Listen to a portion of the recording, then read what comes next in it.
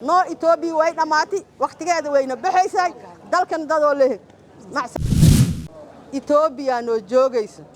xamar iyadaana keenti madaxtooyada calanka surti kan xamar madaxtooyada surti dhahayo anaga wiligayna dalkan hal baasboor hadda yeeshtay wiligay baasboor kale ma lahayn mana bixin taana u joogni Itoobiyana ma keenin ciidamada dalka Soomaaliyaana keeni keenta gobolada baadiyada joogan in $25 halkii qof loo tuuro calanka Itoobiya qabsadee banaan baxa waa ayaan dadku way baahin calanku way qabsanayaan aan raxiin waxa ayaan daraa inay xillibaano mitila shacabka Soomaaliyeed inay yiraahin annaga ma doonayna inay Itoobiya baxdo Itoobiya dalkan waxay ku timid mandate kan wuxuu ahay amsonta mandate-koodana waa dhamaaday amis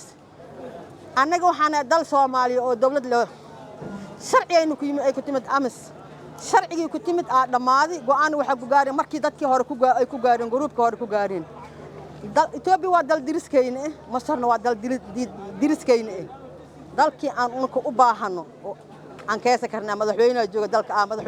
dalka madaxweynaha leeyahay ma aha madaxweyne la'aan yaa la dhihin Itoobiya noo joogayso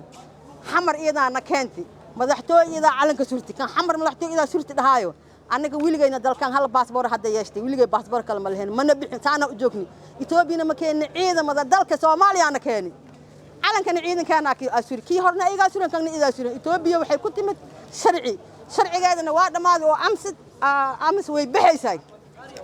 yaan la isku qaldin dadka masaakiinta oo gobolada baadiyada joogan in $25 halkii qof loo tuuro calanka Itoobiya qabsadee banaan baxa waa ayaan dadku way baahin calanku way qabsanayaan حجوجيان دad kala khaldaayo حجوجيان dalkan wuxuu leeyahay dal madaxweyne la waaye dal sharci la waa aniga waxaan sharci daji waxaan sharciyeena meeshaan lama keeni karo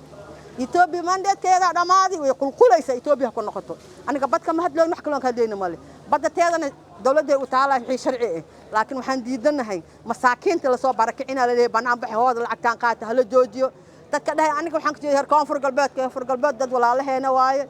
waa isku dhiig isku dhaqanaanay Soomaali waaye ma kala leenahay gobolada Soomaal waxay qabtay koonfur galbeed qabtay haday qeyliyaan garnimada ay ku tahay ay Itoobiya xigaan ciidan Soomaaliya loo geeyno oo dalkaas iyo dadkaas difaacay madaxweynaha laga rabaa in is geeyo ciidanka difaaci la ee amsi oo Itoobiya baxdo meesha Itoobiya dib u difaacayso waxa ogaanaysi in ciidan aan leenahay ciidankayna la geeynaay noo Itoobiya way dhamaatay waqtigeeda wayna baxaysay dalkan dadoo leh ma salaamo